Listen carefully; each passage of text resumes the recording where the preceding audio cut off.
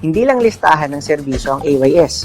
Isa itong online marketplace na kung saan nagbibigay ng trust, at the same time, verification sa bawat service providers at bawat users. Ang maganda sa AYS, lahat ng mga nakalista na service providers dito ay nire-require natin sa isang rigorous screening process. Dito, ini-interview natin sa pamamagitan ng ating sariling psychological analysis ang bawat service providers. At the same time, pinagpapasa natin sila ng NBI clearance at police clearance. At syempre, nagpapasa rin sila ng proof of competency na pwede silang magpasa ng kanilang TESDA certificate or certificate of employment na yung kanilang ina-apply na service sa ating app ay yun talaga ang ginagawa nila. At ang kagandahan dito, since tayo ay nakapag-verify na ng ating mga service providers, ay bini-verify din natin ang ating mga users para masigurado na walang mga fake booking na makukuha ang ating mga service providers. At ang maganda dito, kung ang ating mga user ay nagkakaroon din ng verification kagaya ng Face ID at Valid ID capturing, ay masasabi natin na mga seryoso at naghahanap talaga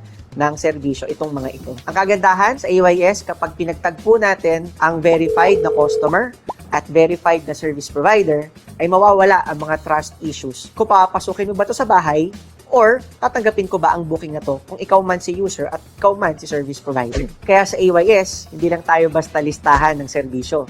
Tayo rin ay parang escrow na nagve-verify ng both parties at sinisigurado na bawat booking ay maayos at quality ang experience mo. So, simple lang naman po.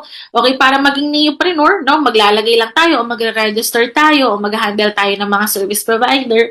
Okay, so we are entitled to register 20 individual freelancers, no? So, ang commission nyo po dun is 500 pesos and 10 company service provider. So, 1,000 naman po ang ating commission sa kanila. So, a total of 20,000 pesos yung pwede nyo pong kitain sa pag-activate pa lang ng mga service provider. Okay? So, syempre, kung halimbawa may mga nai-register na po tayo ng mga service provider, okay, bawat booking po nila, no, sa mga transactions nila, meron po tayong kikitain na 5%.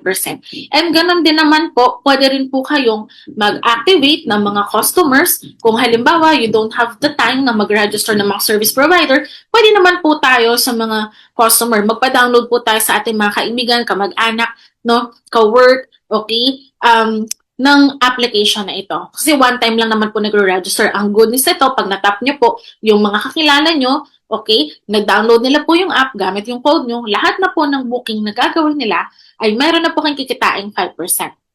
So, ulitin ko lang po, pwede kang mag-register ng mga service provider, kumita ng 500 to 100 pesos, kumita ng 500 to 1,000 pesos.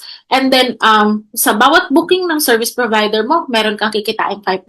Sa bawat booking din naman ng customer mo, meron ka rin kikitain ng 5%. Okay, so ayan po ang sample projections. If ever po na magkaroon ng mga booking, so the more na maraming booking, the more na maraming provider, o the more na maraming booking na ipa-download ng app, the more po na malaki po ang kita po natin. Okay, so ayan po yan.